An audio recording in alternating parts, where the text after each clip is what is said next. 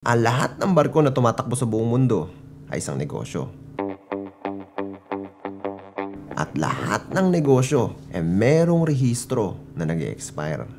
At para makapag-renew, ay kailangan niyong pumunta dito. Ito ang mundo ng dry dock. At nasa ilalim kami ngayon ng barko. Hello, Mr. Xiao. Bago nila ibigay ang mga papeles para makatakbo kayo ulit, kailangan muna nilang makilatis ang buong barko. Okay. At sa 5 taon na bumabiyahe ito sa buong mundo, siguradong marami silang makikitang problema. Where? Show me. Shipmate. Andito tayo ngayon sa ilalim ng DVD tank kasi may leaking. So, silipin natin yung nire-repair nila. Mga klase ng problema na hanggat hindi naaayos, hindi nila to papayagang bumiyahe. Tutok, flashlight here. Binigyan lang nila kami ng 2 linggo at bilang isa sa in-charge ng mga to, hindi ko sigurado kung kakayanin namin. Morning! Unang araw namin ngayon dito sa dry dock. Kakadikit lang namin kahapon at ngayon nag-iikot ako para tignan yung mga trabaho ng mga tao. Medyo madami na kasing mga tao ngayon dito kaya lampan tayo. Every door which is open when it's like that, I need you to mark. Eto, si Captain George. Sa barko ay merong kapitan na tinuturing na overall in command at sa likod ng kortina ay meron ding mga tao nakaupo sa opisina na nakamonitor sa mga legalities ng barko. Sa Greece sila nakabase pero ngayon kailangan nilang pumunta dito sa China para samahan kami at i-manage ang buong operasyon ng dry dock. Sup guys, bababa tayo para inspeksyonin yung cargo hold natin. Sama natin si Captain George. SA1 blasting, it's a sweeping, means a quick passing. SA1. Just to roughness the surface. Okay. SA2 is bare metal. Make it white. Dahil sa iba't ibang klase ng kargada dito sa bodega ay kinakalawan tong katagalan at napakapal. Dahil sa limitasyon ng mga kagamitan namin dito may mga parte na hindi nyo talaga kayang abutin. At dito sa dry dock ang isa sa mga tsansa na pwede itong gawin. $4 per square meter. SA2 cost 5. SA2.5 cost 6. But you're only going to chip the... Depende sa kung gaano kapulido, magkakatalo na lang kayo sa presyo. What will be the percentage? What you believe? Dahil kahit may pera ang may-ari ng negosyong to, meron nakalaan na budget para dito. Around 30% SA2 sir and 55% SA1. We will talk later.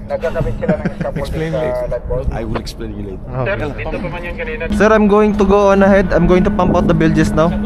They're going to start sandblasting. The cargo I want to sandblasting now, and the build well water please take out, okay? Sandblasting ang proseso ng pagbabalat ng kalawang gamit ang buhangin, gamit ang malakas na pressure ng ere. Itong isa sa pinakamabilis na paraan para mabalatan ang mga bodega.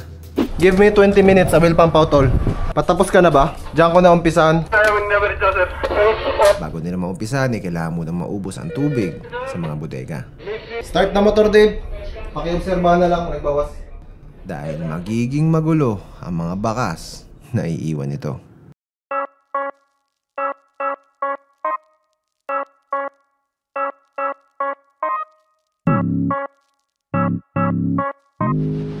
So, dito kami yun sa taas. So, tapos na sila mag-sandblasting pero bago nila pinturahan, kailangan muna natin mag-check yung likod ng mga frame nito kung talagang tinrabaho nila. Kasi minsan nalalagpasan Sa stage na to kailangan siguraduhin ang trabaho nila dahil kung minsan inaabot sila ng gabi at maraming hindi nakikita o kaya minamadali. Some areas were okay, but there are areas like this one. You see? Yan. All the way down. So tapos na kami ngayon dito sa uno. Papunta naman kami ngayon sa dos. So pababa tayo ngayon. Dumating yung delivery ng pintura. At bibilangin natin kung sakto yung bibigay nila. Lalakad tayo ngayon.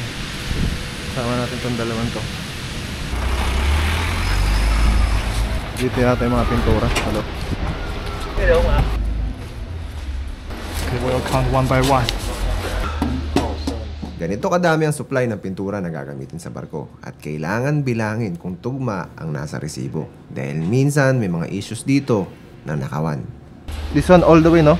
Yes. 1, 2, 3, 4, 5, 6, 7, 8. How many cans inside? 4? Yes, 4.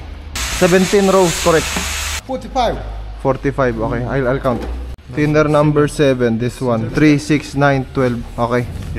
21 times 2, 42. Okay, correct. 21, 42 plus 3. Correct.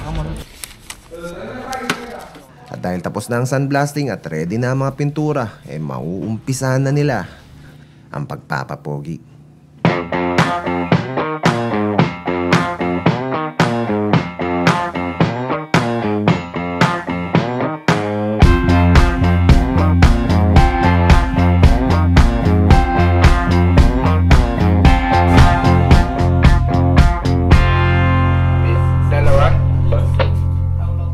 Halos kalahati ng oras ko dito nauubos sa opisina kung saan nagkikita-kita ang mga in charge sa iba't ibang parte ng barko. Can you ask one guy to paint this one? Which part are you in charge? How structure? We're going to check the DBT tanks today. Yeah, These are the ship drawings that we have. How part? Hindi mo nakita? Dito na, sir. Okay. At ang natitirang kalahati, Good morning. Punta kami ngayon sa forward para i-reposition yung barko namin kasi yung kabilang barko sila naman yung didikit dito sa puerto. Tapos kami naman yung lalabas.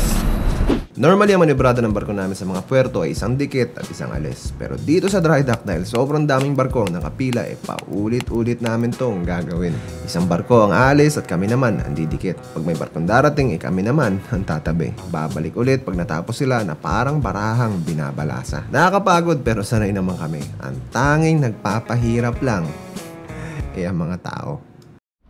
Hop! Hop! Para na! Okay. Woo! Ang good side dito ay nagbibigay sila ng extra tao para tulungan kami. This spring. spring. Spring. No rope, no rope, no rope. Check, check. Two. Ang bad side, hindi kami magkaintindihan. My friend, do we have to give all the ropes at the head all at once? Yes? Yes. Yes?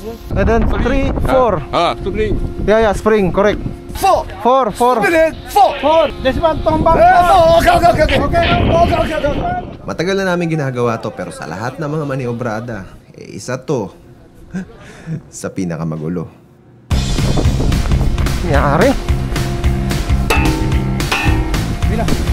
Okay, wag muna ilipat. No, para too much rope, Brown. Position muna, position the rope. Ibab this one, throw. Yeah, blue and white. Hoy, jet. Woo! Hey! Whoop! Woo! Break tight. Stop. Spring. Here. Headline. No. Di nakapulupot yung brown. 15 meters sa stern. Area throw. Dito muna. Bollard, banda rito, papunta dito. Hop. Stop. Hop, lipat. Okay na yan. Ba talagang alpha class? Yeah. Bridge forward sir, tagline make fast. Port side, main deck. Okay na, my friend. Thank you. Diligit na yung barko namin sa karo. Ngayon, pinastanda nyo namin si Maestro sa proa. Ready na for shifting. Moshi, you have Peter. I speak where Peter. Peter go to engine room. Hop, ya. Ipit. Area more. Hop, ya. Hari. Careful. This one first. Dali lang, be, sandali lang. Okay.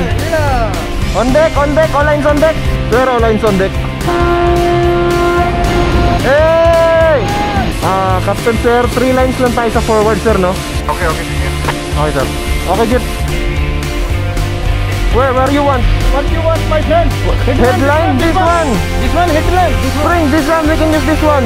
Yeah, I know. This spring line, Spring line, this one. Isasagad ba to, sir? Be, alalayan mo dun, be. Sariling mundo to no? Bira. Hari, Hop. Easy. Okay. Lipat. Yeah. Close. Third, papara na lang ng cooling. Throw, I go now, throw. No more pilot. Maybe they still have to bring the vessel down. I will ask information there. May approaching pa na barko. Check. So ngayon tapos na yung maniobrada namin dito sa loob. Kaso meron pang isang barko na papasok. So tatabihan kami dito sa loob ng dry dock. One vessel coming in, port side. Baka sabay-sabay na ibababa yung tatlong barko. Ayun yung isang barko na papasok dito. Ang lahat ng barko na gumagamit ng makina ay mayroong cooling. At ang cooling na yun ay nanggagaling sa dagat. Pag wala to ay mamamatay ang makina at magpa-blackout ang buong barko na pwedeng ikasira ng mga electronics. Sa ngayon, ipapasok ang mga barko sa karo at i-drain nila ang tubig na yon, at habang ongoing ang proseso ay kailangan naming ma-switch off ang lahat ng kagamitan sa binigay nilang oras. Si electrician pa lang hinahanap, tawag nila, kita yung pala makina. Sir, Bosok!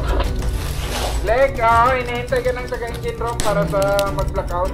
Sir, yung anong testing ba yun? Kayo number 4? Napukulit sila ng wire, wireless. Doon sa barko, sige. Leg, nandyan ka na sa generator. Nandito lang ako.